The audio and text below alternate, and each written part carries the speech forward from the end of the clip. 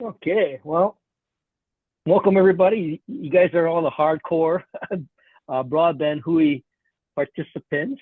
I want to thank you all for joining us. This is the 272nd Broadband Hui, and we've been convening since March of 2020. Kind of with the intent of keep making sure that we stay on track to help close the digital divide. Um, I'll do some quick intros and then we can get into the agenda. Hold on. Okay, so with that, let's see who's waiting in the waiting room. I I will introduce myself. My name is Bert Lum. I'm in the broadband office here, state of Hawaii, in DAGS. And Chrissy, I'm glad to see you back from travel. So I want to welcome you back to the Broadband Hui. Yeah, aloha. And actually, I'm coming to you from Philadelphia today. Had to make an unexpected trip, and so I'm not on island now, but was able to join. So mahalo. I'm Christy, everyone from Coast Comprehensive Health Center, and that I was able to make it today. Yeah, Chrissy, I think you're probably like 50% out of state and 50% in state. Because I know the last Broadband Hui, you were somewhere else too, right? Yeah, yep. North Carolina for a scientific symposium. Yeah. Well, Chrissy and I co-convene, and we spend a little time in this beginning part just to introduce some new folks. But I did want to have Tiffany from Shanghai just reintroduce yourself and say hi. Oh, hi everybody. This is Tiffany Yajima with Shanghai Government Strategies. Nice to see everybody. It's been a while since I've been on. Well, thanks, Tiffany. And I don't know, I don't think we formally introduced Kadian. Well, maybe we did. I can't remember. But Kadian, do you want to say hi? I know we probably had you on with Claudine during one of the UH calls, but I don't know if we got to introduce you last Broadband Hui. I'm not sure. I can't remember. But hi, everybody. I'm Kadian. I'm with the County of Maui. I'm an executive assistant in the Office of the Mayor, and I've been taking over Claudine's broadband roles as her duties branch off into other directions. So excited to be here. Thank you all. Yeah, no, thanks, Kadian. And as you get your kind of feet running on the ground and settled into the position, I know there's some things that you folks are actively doing on Maui. So we'll have you give us updates, when those are ready to be shared. All right. Now I have Al Ogata from Cyber Hawaii, but I'm going to save him for when we actually do the presentation part, of the Broadband Hui. What I wanted to do is do our sort of, manao of the day. And let me bring up a slide here.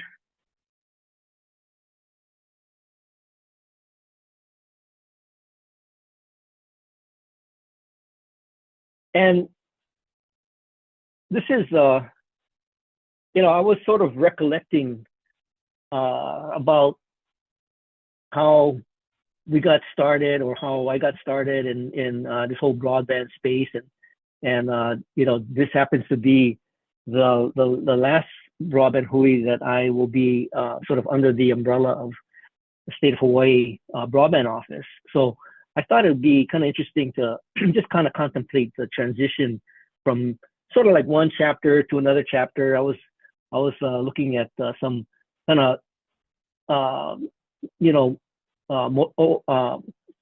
noyals of sort of transitions, and this one kind of came up, and this one is ikava mamua ikava mahope, and it triggered a bunch of things that I recollect from when I started, and I thought it was an appropriate kind of polelo noyao for this transition, right, from being a part of the state and then kind of transitioning to independent. And as you all know, we will continue to do the Broadband Hui. And when I was Googling, how this particular phrase, look to the past as a guide to the future, this video came up. And, it's an interesting connection, because many of you know Pono Shim. Pono Shim used to be the president of the Oahu Economic Development Board. And just a short story that I like to tell is that, when I got tapped to be part of DBID, and this is back in 2018, I was asked to be, the broadband strategy officer. At the time was Louis Salaveria, and I had been talking to Pono prior to my getting a job. He was also Pono was involved with bringing people together, talking about various initiatives. One of the initiatives was broadband, and this was prior to my joining, and this was probably around the 2017-ish time frame. Anyway, this video, timing wise, was done back in must have been back at least 7 or 8 years ago.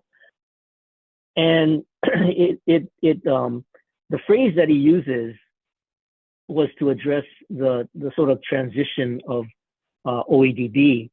And I thought, well, in terms of what I'm doing here with broadband and the Broadband Hui, it sort of is similar in the sense that as we transition, what do we do to continue guiding ourselves forward? And I think it's an appropriate thing to point to some of the stuff that we did in the past, and even prior to that, when we came together and did the Digital Equity Declaration, and how we helped to bring the community stakeholders together to think about what it is that in the community, what's the community need, and what are some of the resources that we can help bring to bear. So on a commitment that I want to share, and again, the story with Pono was that when I got the job, I went back to Pono and said, hey Pono, I got the broadband job, and his response to me, which will always ring in my mind, is the fact that he said, Bert, it's destiny. So I want to conclude by saying that his response is appropriate, because in my retirement, I'm retiring from the state, but I'm not retiring from the mission. And the mission continues to be helping, to bridge the digital divide. And, if I hear those words in my mind, Bert, it's destiny, kind of ringing in my head, it is the continuation of what it is that I feel, we're on a journey on. And I'm just super thankful that you folks are all on this journey with me, and that, come July 1st, we will continue to do what we're doing here, but we'll be able to do it, and help to encompass more that's going on, within the community. So I look forward to that. That's kind of the transition, and we will continue to look to the past, that will help guide us into the future. So that's my manao of the day, and I wanted to just share a little bit of Pono and the influence that he had on the path that I am currently on. So I wanted to share that with you all, and mahalo everybody for for listening to me. So anyway, that's my manao of the day. Now with that, we can get into the agenda, and let's see. Let me. I'll go ahead and post the doc. There's a couple people in here, but I would expect more to join in. But Al, why don't you go on camera, and then we'll do a quick intro, and then we can have you talk a little bit about what's happening with Cyber Hawaii. So let me post this. Oh, and also if you get a chance, any people that are on the call, feel free to drop your name and affiliation, in the chat, and that way we'll be able to save that. So let me do a quick intro for Al. So I've known Al for a long time, and Cyber Hawaii has been around as a cybersecurity resource for quite a while, and I wanted Al to kind of give us a real kind of an overview of what is Cyber Hawaii, what is it as a resource, who can actually perhaps take advantage of it as a resource, and Al, tell us about the conference that's coming up.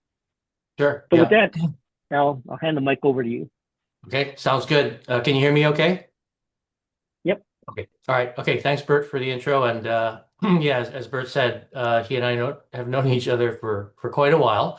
Prior to, I think, being at Cyber Hawaii, I was at the Hawaii Health Information Exchange and also at HMSA for a number of years. So the Cyber Hawaii, for those of you who aren't familiar with us, we're a nonprofit.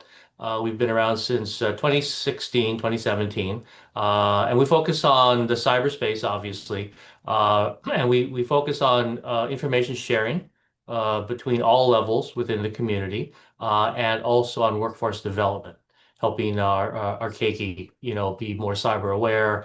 And lately, it's also been looping in Kapuna to help protect them from a lot of the threats that are out there. So. When Bert, first talked to me about this, he mentioned that, with a lot of the changes going on, there was transition, and I think we thought it'd just be good to, come in and give you just a broad feel for the cyberspace, and then to see if there's, any way for what you folks are doing, to dovetail into what's going on within the community related to security, specifically cybersecurity. So Bert mentioned we have a conference next week. It's the Hawaii Cybersecurity Conference. It's held at the University of Hawaii in Manoa and also at West Oahu. This is the fourth year that we've been doing it, and basically we started this conference as a way to allow a lot of the federal agencies, the military, to share their knowledge and learnings with the broader community. As a result, we don't charge for access to attend the community. Our only limitation is the size of the rooms at UH, so that's kind of what we have to cap it at. But we typically have updated briefings from the FBI, from CISA, Cybersecurity Infrastructure Security Administration, the Coast Guard, since we are water-based. DoD, the Army, Air Force, Navy have all participated in the past. So what we try to do is give them a platform to send things out to people who may not see it every day. And that's really, I think, part of the challenge within the cyberspace is that it isn't, in some senses, it's similar to a natural disaster. People talk about preparing for it. They talk about, things you need to do to be ready for that guy who calls you on the phone or sends you a text that says, hey, you owe a penalty for an overdue toll or ticket. But it only really captures attention broadly when something happens. In the physical space, it's a hurricane hits. When you talk about cyber, it's a ransomware attack, or it's some entity getting breached and losing their data. So part of the challenge has been to maintain the mind share with folks in the community to continue to be ready. And just prior to, I think, this wide broadcast starting, a number of folks were talking about the challenges that AI is presenting and the fact that, it's increasingly difficult and potentially it'll at some point become impossible to tell when a communication is AI generated and when it's a real person. And that is a true statement. And in many senses, the implementation of AI is exponentially changing the face of cybersecurity, which means it's changing the face of risk and safety for anyone using the internet. Um, so effectively, what I think is important for people to keep in mind, and as you guys talk to folks in the community, to let them know is that as these threats get more sophisticated, as the actors get more effective about convincing other folks to do some certain things, remaining actively skeptical online is continuing to be one of the few defenses that people have. In a sense, there's no free lunch. That's pretty much a cliche, but it's the kind of thing that when people are looking at things they want, whether it's a new job or whether it's to buy something they really want, or whether it's a friendship or romance, they tend not to take into account that no free lunch type slogan. And because of that, they leave themselves vulnerable to someone who's impersonating. And this holds for individuals who are at home just doing their own thing, or even employees of large companies. Many of the large breaches are caused because help desk personnel get convinced that there's someone from their company calling them, needing to reset a password, needing to reset an access, and they go ahead and do it. And all of a sudden, the threat actor gets in and is able to embed a package, into the network.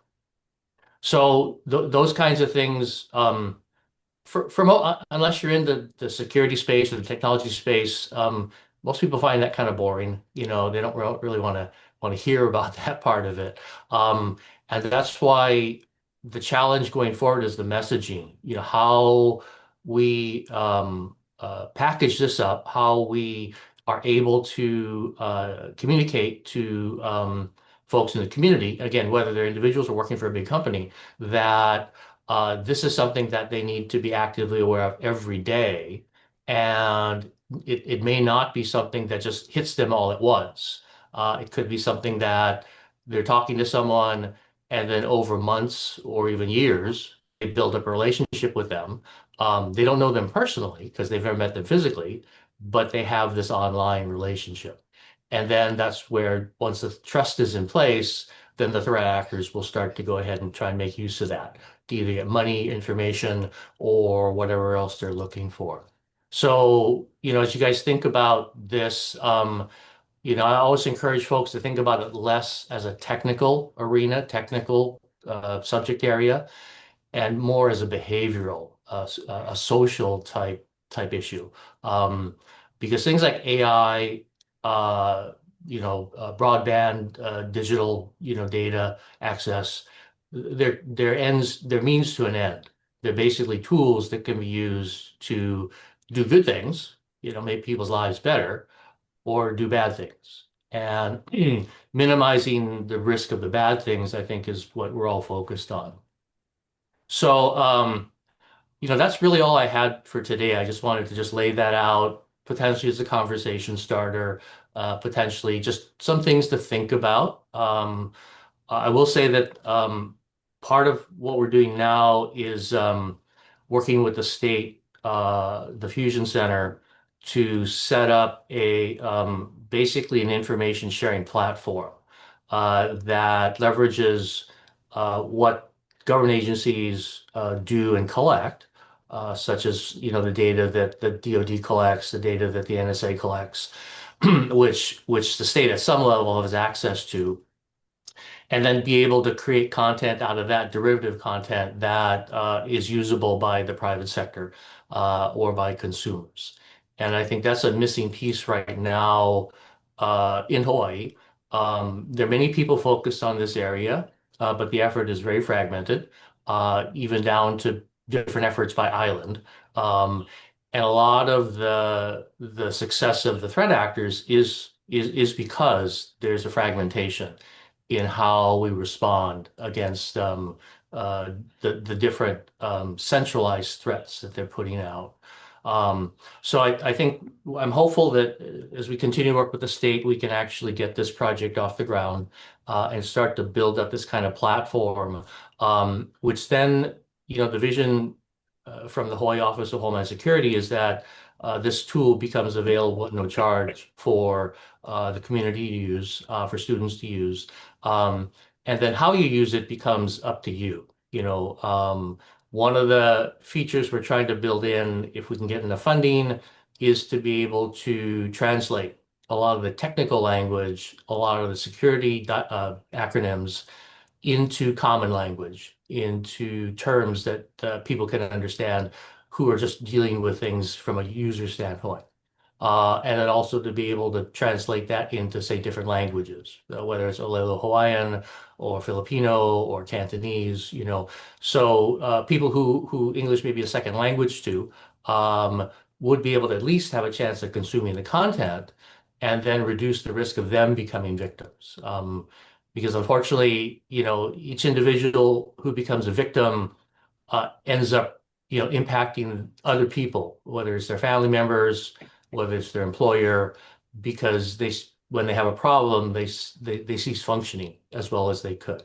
And I think that's one of the big challenges for Hawaii as a community, because we are so multi-generational, that you try to minimize that impact to a single person. In the long run, actually minimizes the impact to the community. So that's kind of the thought process that we follow. So that's it for what I wanted to just throw out there. I'll pause there, see if anyone has any questions or any comments or wanted to talk about anything. Sounds good. Thanks, Al. Any questions? John, it looks like you got a couple of things in the chat there. Well, thank you so much. I have not participated in your conferences, and I'm sorry I'm going to miss this year. But the field has just gone so dynamic, right? Yeah. Between AI and, I'm very familiar with sort of the public interest side of this, groups like Electronic Frontier Foundation, protecting personal privacy. We have privacy in the state constitution that, in theory, everyone's personal information is protected. But we know that our behavior and technology have violated that sort of so deeply now. You walk by a Ring camera or you drive by a Flock device, and it's not just gathering your license plate, it's gathering every electronic transmission coming out of your vehicle, right? Yeah, exactly. So the depth of the issues is so complex. I guess I just wanted to acknowledge that and thank you for your efforts. I'm not familiar enough with what they are. I worry when you say that you're working on behalf of DHS. It sounds like that. I don't feel like I can trust them right now. But I wonder what your thinking is on that, and really, really appreciate you being here. So thanks. Yeah. No, thank you. Yeah, and I should clarify. Yeah, no, we don't represent DHS. We don't represent the FBI. We don't speak for them. They don't speak for us. What we do acknowledge is that they have research information that can be useful if you put it in the right format. And as you mentioned, laws and regulations, the information they have is public information, so they are obligated to share it. What we are trying to do is take all of those different pieces of information and somehow put them together and then create a cohesive message out of them. So then someone who looks at it can say, well, I understand part of it, I don't understand part of it, but the main thing is that they have to go away with a sense of trust, which is part of the problem with the internet. There's so much out there, and there's so many things that, I think you guys talked about earlier, are said to be true. And one person's true may not be another person's true, unfortunately. So I think the only thing that we would end up saying is, well, here's where the information is coming from, and this is what we concluded from the information. Um, but as long as we disclose the sources, like where it's coming from, I think then people can decide for themselves, how they want to take it, where they want to go with it, how much stock they want to put into it. And I think that's what, is the concern with AI. It's just really don't know what the source is, who's actually behind something. Clearly impersonations are wrong, so that's not even part of the discussion. But it's really knowing what to believe, what you can trust, and part of what we're trying to figure out is how you identify trusted sources, and then use those as a basis for building conclusions or doing an analysis. So whether it comes from the FBI, DHS, whether it comes from a lot of the ISACs that are out there collecting information at the state and local level, we need to be able to collect that and again put it together, assess it as a holistic way, and then be able to put out output that's understandable and ultimately actionable versus just a nice technical paper or a nice, hey, we found all this stuff, which may not be actionable. So anyway, but yeah, it's definitely dynamic. It's, if you don't like change, this is not the field to be in. uh, you know, Al, we have some nonprofits that are on the call, and I'm kind of curious. So, as an example, Hawaii Literacy, they work a lot with um, folks that are getting sort of upskilling in the literacy as well as digital literacy. Kaala Souza's from Mapuna Vai, and they're doing a lot of classes at the libraries and providing digital navigators. And Nick is with a nonprofit on Maui called Imua Onipa'a.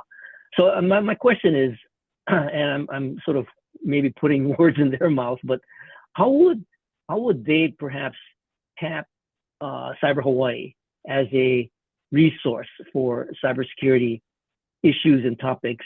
And is that something that is within your kind of wheelhouse, given the fact that you're a small organization as well? So how can there be mutual benefit that could benefit their clientele? Yeah. I think, from our standpoint, as you said, we're nonprofit, we're not huge. So we're not able to kind of do everything, to solve the whole problem. So we kind of break it into um, kind of the back end work to create and operate, say, a platform that we use by a wide variety of people. And then the front end or last mile work, where organizations who are deeply connected with the community can use anything that we generate as a resource and then tune it for what their community needs, what their target constituents happen to need. Because every community's risk is different. The threats are generic in a sense that say, they go after Microsoft Azure Cloud. Um, but how the different communities use, say, the cloud will vary. We won't know that. If people were to tell us, we might be able to do something with it. But again, we're small. So it's better for us to Mm-hmm. be able to put things out there that can be consumed, and then have the folks who are much more aware of community operations, what the different islands are like, to be able to take that, use that as a resource, and be able to tune that in a way that they need to for their constituency. So that's why I mentioned part of the thinking is to create tools that help to put the information into a more consumable fashion.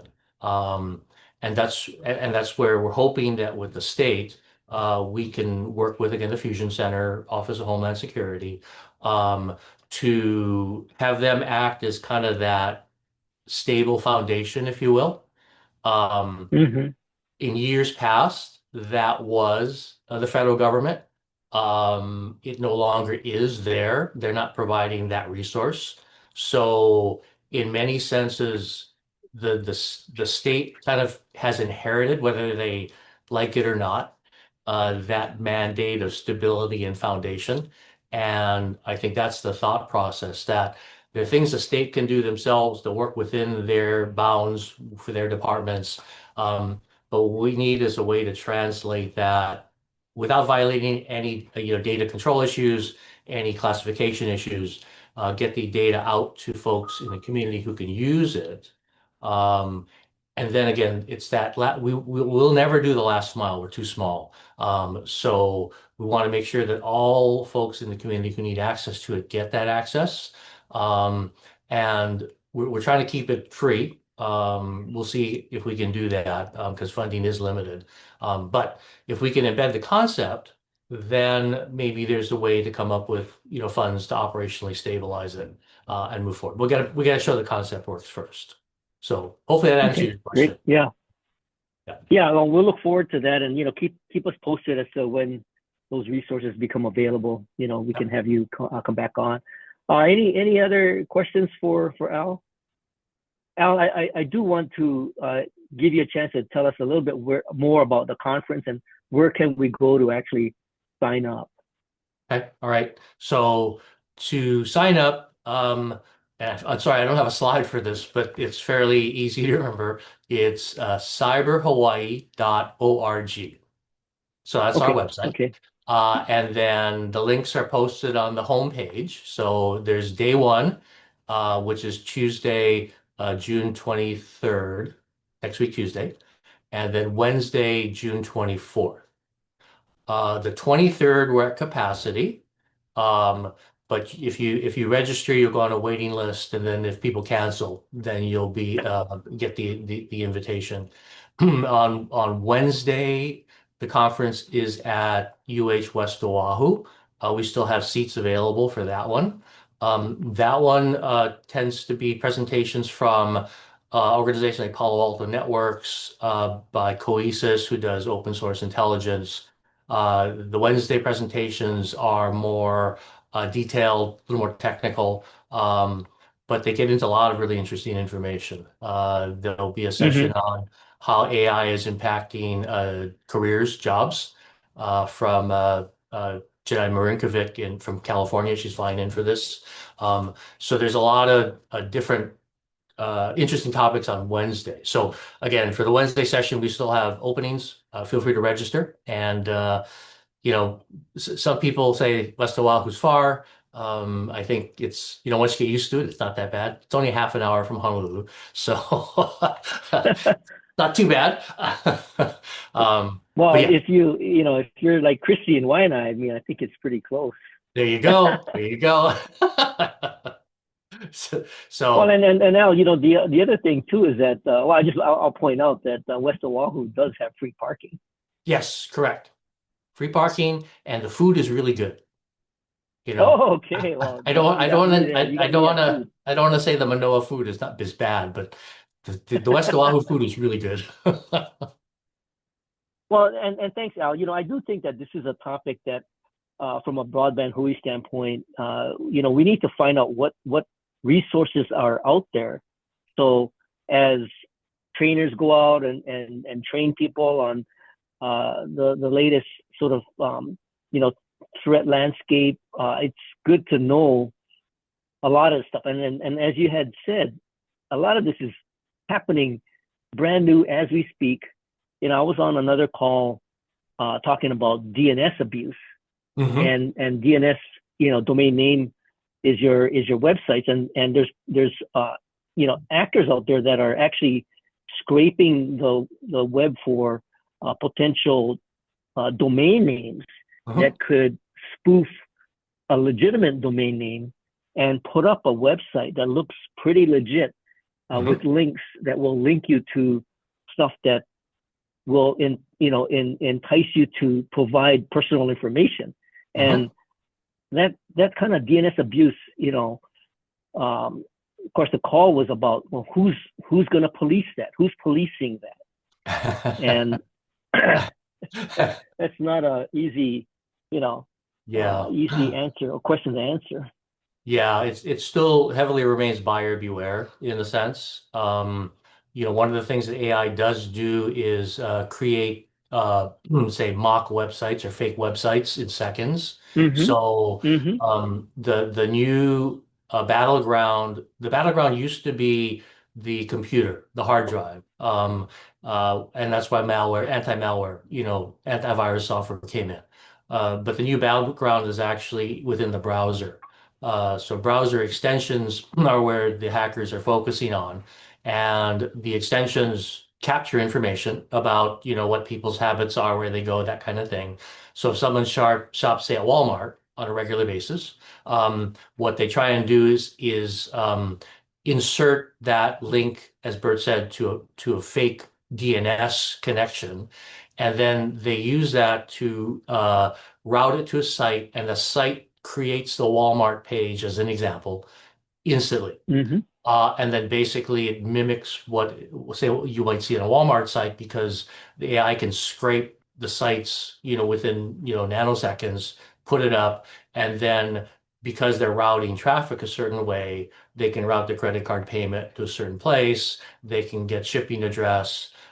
So really a lot of the danger comes in now how the browser is secured, and making sure that any extensions that are running within the browser are valid extensions.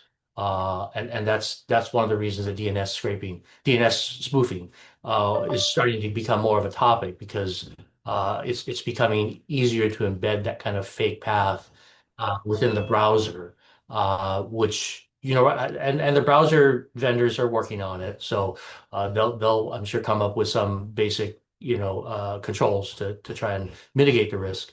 But really, that is where a lot of attacks are centered now, rather than embedding something on the hard drive. Mm-hmm. Mm-hmm. Yeah. So Okay. Well, any other questions for Al? Well, seeing none. Al, mahalo for Okay. joining us. Thank you. And Appreciate it. like I said, we'll definitely give you a sort of a platform for sharing some of the things that you guys are uncovering at Okay. Cyber Hawaii. Sounds good. Thank you, Bert. Appreciate it. Thanks, guys. Okay. Aloha. Aloha. All right. Okay. So next up, I just wanted to bring some attention to a couple of things that are kind of coming up. We had, and it's kind of tied to, the discussion about Cyber Hawaii, AI safety. We did a successful AI safety week. I provided a link on the agenda to an AI safety meetup that is now in play. It's locally run. They've got sort of like the blessing sanctioned for doing some of the AI safety awareness project trainings. So if you're interested in AI safety awareness and a continued kind of environment for conversation, you can check out that meetup group, which is local. I did want to also bring some attention to something that where's Sean? Did Sean disappear? It's a conference called Pacific Telecommunications Conference, PTC, and that's coming up. But the one that I provided a link to is PTC in DC, and so there's an effort on the part of PTC to reach out to some of the federal government folks, in DC, make it easy to access, and hopefully bring some attention to some of the telecommunication issues, happening globally. So PTC is kind of taking it on the road, and I will probably have Brian Moon, who's the executive director, come in and talk to us a little bit about PTC, and how Hawaii can play a more perhaps active role in what the PTC does in Hawaii. Sean, I see you just got back, so you got disconnected. Yes, sorry, my computer crashed. Oh, wow. It must have been some cyber attack that you welcomed into your computer. So, John, I was talking briefly about PTC, and I know you had some interest in PTC, and wanted to give you a chance to share what your thoughts are. on potentially what Hawaii's role could be, in PTC, Pacific Telecommunications Conference. Well, yeah, thanks, Bert. I guess I'm just noting that PTC has become it's been for a very long time and a very important gathering for the Pacific region and very international. And it has arrived in Honolulu, every year for I don't know how long now. Good Lord. But I remember. Anyway, so then I noted that they also do a convening in DC. And so it occurred to me that, gee, the more the Hui, the issues that PTC might be addressing, or the expertise that PTC gathers, making that available to our efforts as a group, things that we're working on to advance Hawaii. When they all convene in Honolulu, obviously we have that opportunity, and then this convening in DC feels like potentially another opportunity for the Hui to sort of extend any issues that Hawaii has that need federal attention. I'm a policy advocacy guy, so that's what I lean into, and I think of PTC as what a fantastic partner and ally for us. And I have not done my own homework to build those bridges myself. So I guess that's why I reached out to you, Bert, and I figure the Hui might have more ways to connect with PTC than us individually. Well, I'll call on Dan, because I know Dan's just chomping at the bit to say something about PTC. But Dan's been involved with PTC for many, many years, more from the academic side. Yeah, good morning. A late joining, and Zoom wanted to enforce an update, so I went to the browser version. Yeah, no, PTC started in '79 around the pool at the Ilokai. And I can say I was there. True story. And the huge debate then was whether there could ever be private satellite companies, because Comsat was basically a creature of the government. The main thing is to PTC and DC is good, but get involved in January. And there are various kinds of discounts that you can get. I mean, I claim the academic discount, or maybe your company belongs as a member, and you can get through on that. And so there are panels on submarine cables, on satellite, the research. The research branch has several different sessions as well, and Bert and I have submitted a proposal for a paper involving BEAD in Hawaii.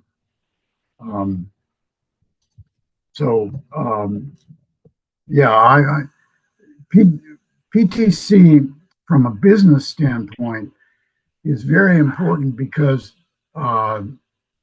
telecom companies can meet suppliers in Honolulu, and then have meetings. And for cold northern hemisphere countries, in January is an excuse to come to Honolulu in January on business. Very broad focus on the whole communication industry and telecom. So I do advocate attendance. It's been essential to my professional advancement. So and join up. I'll add something to that, Sean, which might help to give you some ideas on what's the best way or best entry point into PTC. PTC is actually a nonprofit, and one of the things that PTC has done a pretty good job of is keeping a connection with academia. And so what Dan is referring to is the fact that, they do put on an academic track, which include some of the professors at UH and some of the PhD candidates from UH.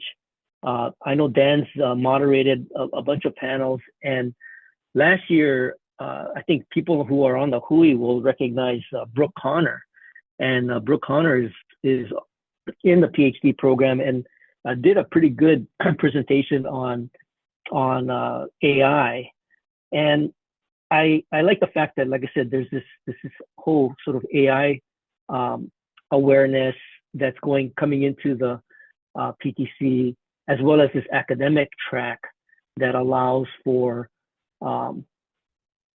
customized topics that might be pertinent to Hawaii. And Dan's done pretty good at helping to marshal some of those conversations. So I think there's definitely entry points. Another entry point is these fellowships, and they do encourage sort of young folks to get involved. And of course, when I say young, I'm talking 20 something to 30 something, 35. That's kind of young. and these fellows are getting a chance to be introduced to this industry, and this industry might be, you might think, oh, that's Hawaiian Tel or Charter, but this telecom industry and this internet industry and the whole sort of infrastructure ecosystem that includes everything from laying fiber to data centers is here in Hawaii. And there definitely needs expertise to continue that going forward. So I think, there's an opportunity for people that either yourself or others that you know of that might qualify to be a part of the, the fellowship program. Like Dan said, I mean, you can suggest papers for consideration, and be a part of the academic track. So there's a lot of ways to get involved. So Sean, maybe we'll see you on one of the academic panel tracks. I've been running away from academia for a long time. Sorry, man. But I do appreciate that. I mean, the reason I brought it up is I remember PTC as being very practical, right? It's like the industry people are there talking about what they're actually doing, and it's a mix, right? It's both academic and so it has this policy overlay, the global component of it. I guess my particular thought was, and I just put it in the chat with a little note, that is PTC a lever for us to reach out to our national policy interests, right? I mean, what's on our agenda for Hawaii right now in terms of national policy, and how is that a vehicle for us to influence that, right? I guess is yeah, and I think that's worth exploring because the congressionals do pay attention to this particular topic, especially since there's federal money, coming in as part of broadband infrastructure. So it's going to be an interesting intersection between, what does PTC want to do in that regard. I invited Brian Moon, who's the general manager for PTC, to join us. He couldn't make it this time, but in a future Broadband Hui, I'm more than happy to have Brian come on and talk a little bit about his strategy. And the more we can figure out ways that Hawaii can play a role in this conference, which is a pretty well received conference, but it could easily not include Hawaii because a lot of the big players are in Asia or on the continent. The PTC was getting a lot of attention locally because of Connect Kako and the activities that were going on with cable landings and inter-island fiber, as well as the BEAD program. So that was a growing interest on the part of PTC to feature some of that. So how do we keep that, how do we keep that momentum going? And that's a question I'm asking. And, if there's anything that we can do from a Broadband Hui standpoint, I'm definitely going to try to help foster that. Okay. So anyway, Brian is on the agenda for sometime in the future. Okay, I just yeah. gotta put the icing on the cake and go back to your manao of the day and say that to me, PTC represents some of Hawaii's leadership in the region. I mean, we've been a convening place for regional conversations about network connectivity, communications, information technology, for a long time. And sometimes we forget that. And I think we could be smart to leverage that going forward now. Anyway, so Yeah, thanks. no, I agree. And and I guess to that point, the people that were involved, like you dropped Meru's name in the chat, that's a generation that has helped us start this whole journey that we're on, and that includes people like David Lasner, who was very instrumental, in bringing Hawaii's value to PTC. So the question now is, how do we continue that? And that's why I think it's important that we figure out a way to get younger people involved. All right, so that is what I had on the agenda. Hopefully we'll have some updates from the B team maybe in July. But for now, I think unless there's other questions that Chrissy, you have anything that you want to bring up, or any other topics of conversation? I don't. Well, actually, I think next week, Thursday, the 25th, and I don't know, maybe some folks got an invitation, but the workforce development folks, Senator, how do you say her name, who runs workforce development, she's having it. There's an AI safety workshop, I think, that's happening next week, Thursday at... Nick, do you know anything about that? I think that's at the Royal Hawaiian, so the 25th. AI Symposium, 2 AI in Hawaii's Workforce Opportunities and Risks. So yeah, I'm not sure. Well, so that was something that I wanted Nick to kind of talk about, because he kind of brought that to my attention too. But I know Chrissy, you're looking at something that's on the web. Nick, do you have an update on that? Yeah, on the AI Workforce Symposium, that's tentative for Thursday. I've got a meeting with the State Workforce Development Board actually after this meeting to discuss that further. We had a couple of speakers. This isn't public yet, so it's embargoed if can, until we announce. A couple of speakers, one had a change over to London and one actually passed away. So we're trying to deal with a couple of little curveballs right now that have taken place in the last few days. But if it's not held on Thursday, which it tentatively still is, there's quite a few registrations, I think over 250. We'll postpone it and reschedule that pending, updated speaker list. So appreciate you bringing that up, Chrissy. Oh, okay. Oh, yeah. Okay, good. I'll watch for that, because I think there was some folks from Otter Island too that were planning to attend. Okay, we'll watch for any updates. Yeah, Mahalo. and Nick, if you get a confirmation on a new date or any sort of confirmed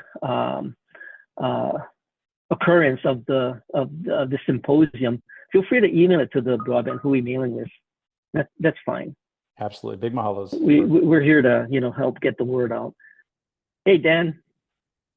Well, I apologize because I arrived late, but did we hear anything from Sarah or the UH Connect Kako people about where we are? No, I'm giving them a bye from this Broadband Hui. We'll bring it up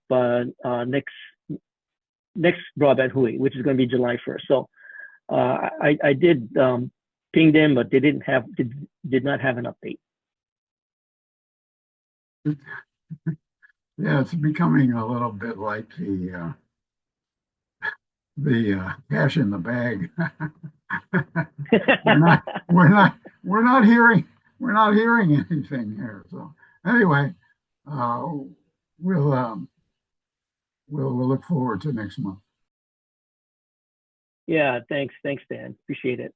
Okay, I'm gonna go ahead and put up the closing slide here, and want to mahalo everybody for joining us on the 272nd Broadband Hui convening, and I really again appreciate all your continued support and commitment to the Broadband Hui, and we will continue this journey. Our next one will be on July 1st. I'm not taking any break. I'm going right into, in fact, July 1st is the first day of my retirement, and the assignment is to have the Broadband Hui meet, and we'll send out an agenda in a timely fashion to prepare for that. But in the meantime, if there are any topics of interest, feel free to email me and let me know. I can put it up on an agenda. But and of course, I will be calling people to kind of see where things are at. But between now and July 1st, I hope you all stay safe and all stay awesome. We'll see you next week, or we'll see you next time on the 273rd convening of the Broadband Hui. Mahalo, everybody. Aloha, ohiho.